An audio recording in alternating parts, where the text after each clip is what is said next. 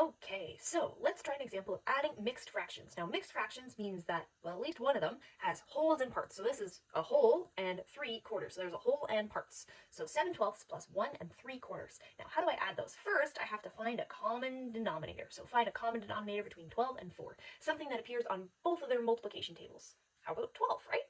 So this one's already over 12, so that's fine. 3/4. How do I get 12 into, or 4? And yeah, 12 sections out of 4 sections. I have to split each of these into 3 sections, right? So I'm going to multiply my total number of sections by 3, because for every quarter, instead now I'm going to have 3 little sections in its place. So I'm going to have 3 times as many sections. So we'll just split those in 3. Now, what do I have? So let me rewrite this. I still have one whole.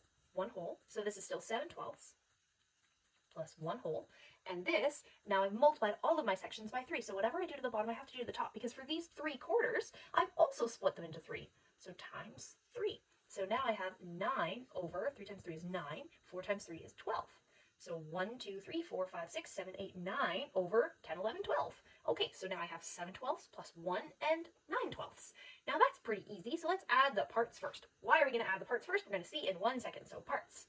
7/12 plus 9/12. 7 plus 9 is 16. Now 16/12, that's more than a whole, isn't it? So if I have 1, 2, 3, 4, 5 blank here, if I'm going to take 1, 2, 3, 4, 5 from here, 5 from here, and I'm going to transfer them over here, now I'm going to have a complete whole.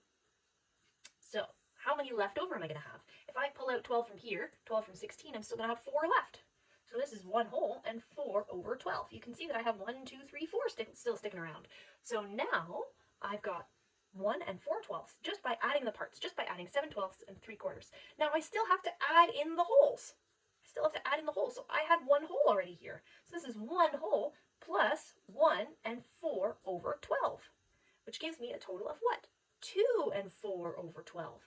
Because now I've got 2 wholes. I've got this as a whole and this is a whole, including these sections. And then I've got 4/12 remaining. So 2 and 4/12. Now, can I simplify that? 2 and 4/12. I can, because these both divide by 4.